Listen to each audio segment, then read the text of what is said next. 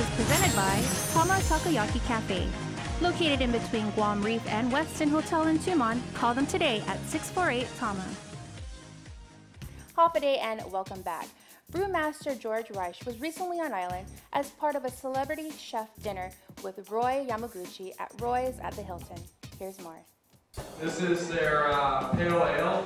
It's made with caramel malt. George Reisch is a fifth-generation brewmaster by trade and has been a brewmaster for Anheuser Busch Inc. for the past 36 years.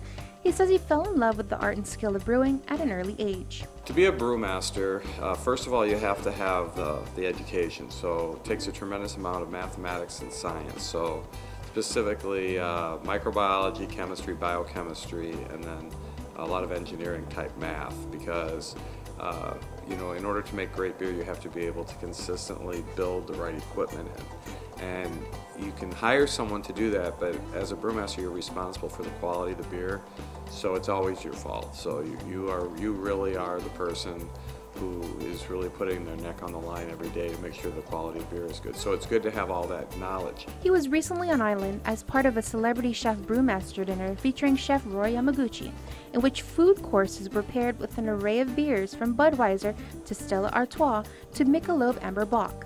Reisch has hosted hundreds of brewmaster dinners all over the world, in places like New Zealand, Dubai, Singapore, Stockholm, and right here on Guam. When I travel around the world, no matter where I go, I'm really a visitor in their home.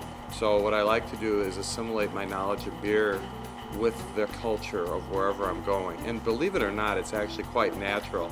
I think people have forgotten how important beer was in their culture. It's almost like some people go on a marriage encounter weekend and then suddenly they rediscover their spouse after many years. He says these types of events afford those in attendance the opportunity to appreciate the versatility of the beer.